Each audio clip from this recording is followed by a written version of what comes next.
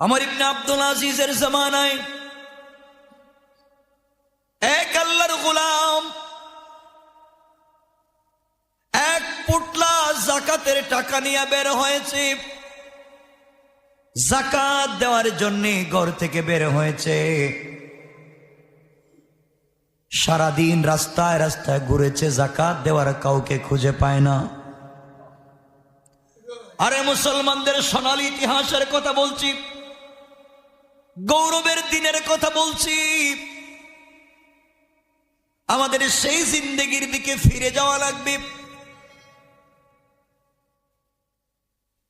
হযরত ওমর ইবনে আব্দুল আজিজের জামানায় ওই আল্লাহর গোলাম ঘুরে ঘুরে যাকাতের টাকা নিয়ে ঘুরে 3 দিন হয়ে গেল।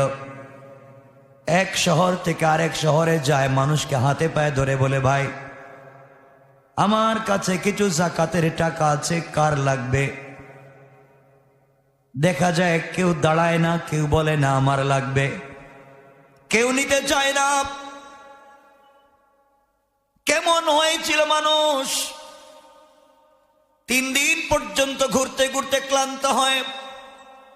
চৌরাস্তার মোড়ে একটা গাছের গোড়ায় বসে বসে কাঁদতেছেন আর বলতেছেন, আল্লাহ তাআলা তুমি আমাকে সম্পদ দিয়েছ, এই সম্পদের সদ্ব্যবহার করার জন্য আমি যাকাত দিতে চাইলাম।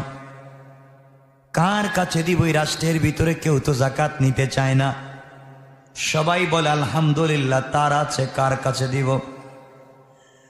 ক্লান্ত শরীর নিয়ে বসে পড়লেন। দীর্ঘক্ষণ পরে দেখেন আরেকজন মুরব্বী আসতেছে, কাঁধের মধ্যে একটা বস্তা, চুলগুলো উস্কো খুস্কো, চেহারায় যেন ক্লান্তির ছাপ।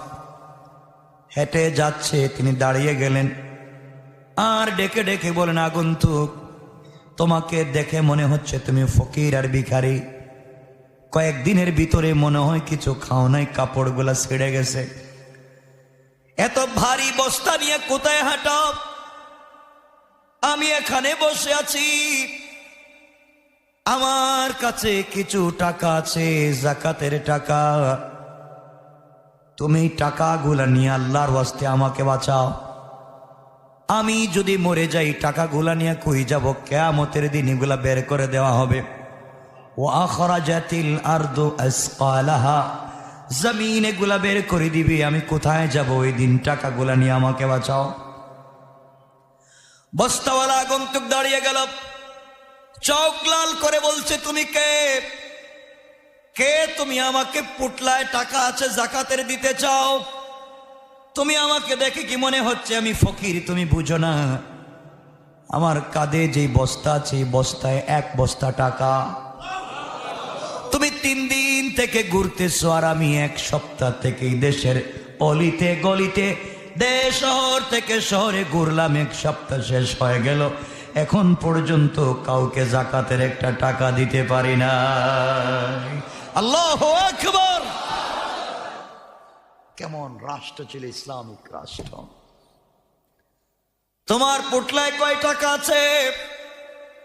আমার কাছে তো আরো বেশি টাকা। দুজন মিলে সেজদায় পড়ে কান্নায় ভেঙ্গে পড়লেন।